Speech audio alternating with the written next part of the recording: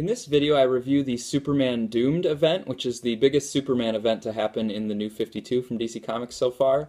It's written by Scott Lobdell, Greg Pak, and Charles Soule, with art by a whole bunch of different people, and that'll play into my review in a little bit here. But this event is really one that you can't miss if you're a Superman fan. It's really three things, I think. First of all, it's a modern retelling, or it's the New 52 revisitation of the Doomsday Death of Superman story. It's also a story where Superman has some inner struggles about really what to do with his power and whether to kind of unleash his full powers or not. And then it's also the story of Superman's supporting cast and his friends and the faith that his friends have in him, and that shows up in a lot of different ways, and I think that's the strong recurring theme from this story.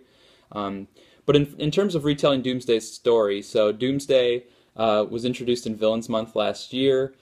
He's played a role in the Superman Wonder Woman title already, but this is really the Doomsday story in the New 52.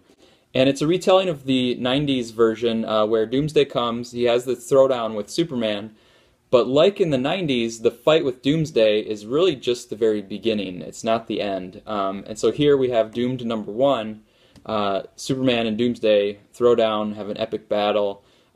It ends with Superman being victorious. But then, of course, that sets off some things where is the victory really a victory? So in the 90s, Superman had to actually give his life to defeat Doomsday. Here, Superman gets infected when he defeats Doomsday. And that leads to the chain of events that becomes the story. Some of the other connections to the early 90s is we have some other versions of Superman or people inspired by Superman. So Steel plays a very big role in this story, just like Steel did, after the death of Superman. And then Cyborg Superman comes into play, so he's around as well. So there were definitely some callbacks to the 90s, but it's really a totally different story, so you have to check this one out. Now, the infection leads to Superman's struggle because there actually are situations that arise where it actually helps to just let loose, and Superman with the Doomsday virus, or Super Doom as he gets to be called, if Super Doom just lets loose, sometimes that's actually appropriate or helpful or actually needed, but Superman doesn't feel comfortable doing that because he's always has to kind of be somewhat restrained. He can't, just go off full tilt on things. So that's an inner tension that he has that really is a struggle throughout the whole arc. Then the other big theme is Superman's friends. So there's Steel, there's Lana Lang, there's Lois Lane, and Wonder Woman are the major ones. And each of them has been inspired by Superman in some way, and each of them has this loyalty or faith in Superman, that even as he's struggling with this virus and has this inner turmoil, and as things are going on around and it looks pretty bleak at times, these friends keep their faith in Superman. They try to help him out where they can. And that's really, I think, what this story is about. It's a story about how Superman is inspirational and how people have their faith in him. And it eventually does come through, as you can imagine, but you have to read the story to see how it all kind of plays out. Now, going through the different segments, so this ended up being like I didn't actually count it, but like 15 or 16 books in this event. It was originally planned for 5 or 6, because I remember making my reading list. Okay, 5 or 6 books throughout the summer, that'll be a nice little Superman story. And then it's really grown to this 15 or 16. I'm not sure quite how that happened, but it starts with Superman Doomed #1. It ended just recently with Superman Doomed #2. And in between, it mainly goes through Action Comics and Superman Wonder Woman, but there were a little bit of Superman or Batman Superman thrown in there and a couple annuals. So the first little segment is Infected, and that's where we really see that the friends care about Superman. They're concerned with the virus and the fallout after the Doomsday fight. We also see, we get some hints that something's going on with Lois. Something important, but it's kind of a mystery in the Infected chapter. And then we have the town of Smallville in a coma, so that's also kind of this intrigue of what's going on with this whole town being comatose. Does it have something to do with Lois? What's going on there? Now, Superman 31 is the 4th chapter of Infected. That one I do think was a low point. That was just kind of a bad issue.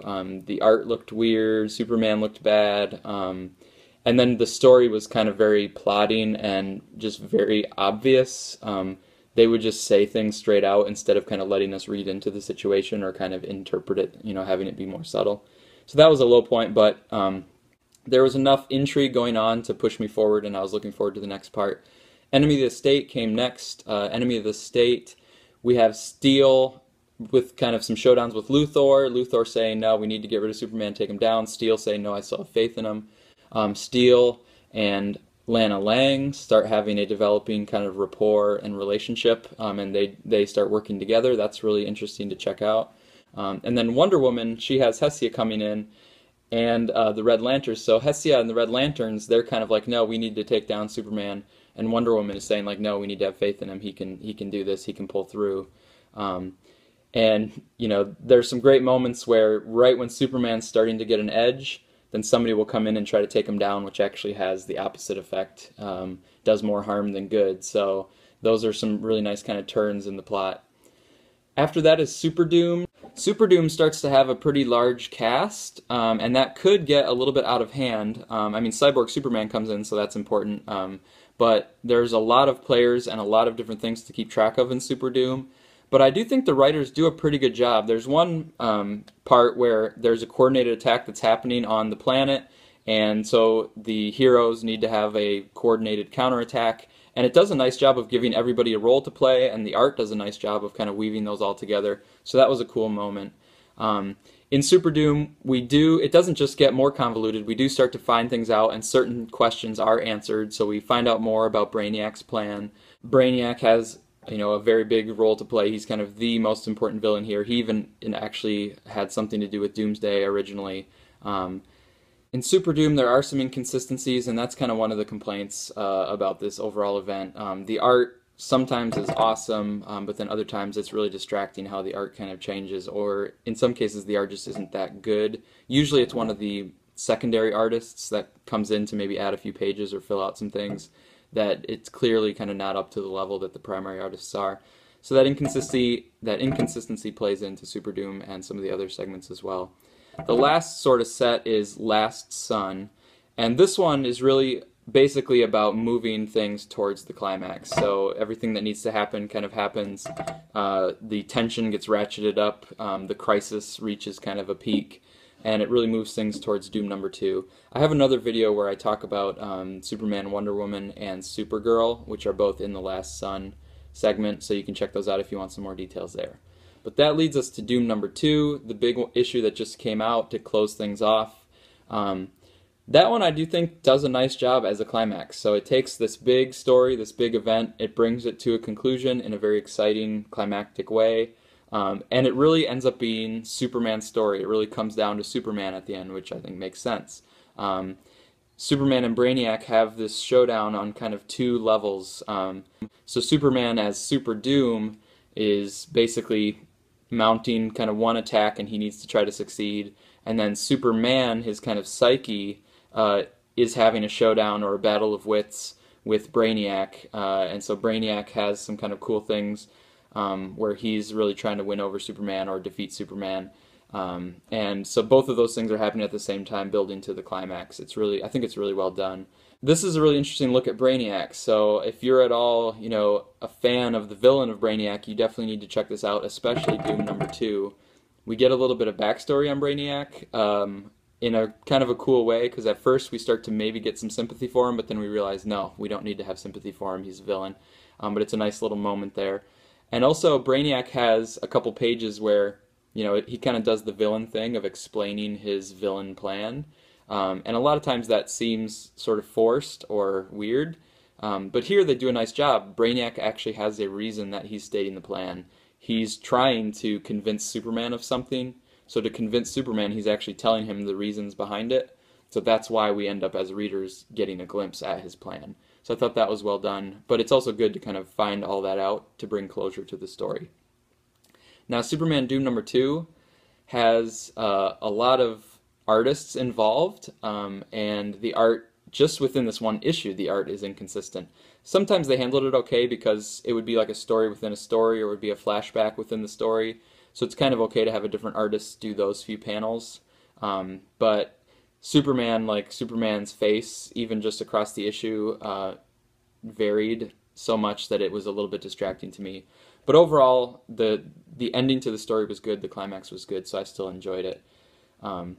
Now, if you're looking for closure, you get really nice closure and end of the story, and then there's 2 more pages. So here's the end, everything's kind of wrapped up, and then you turn and there's 2 more pages, and then it's kind of like, whoa, where's this going next?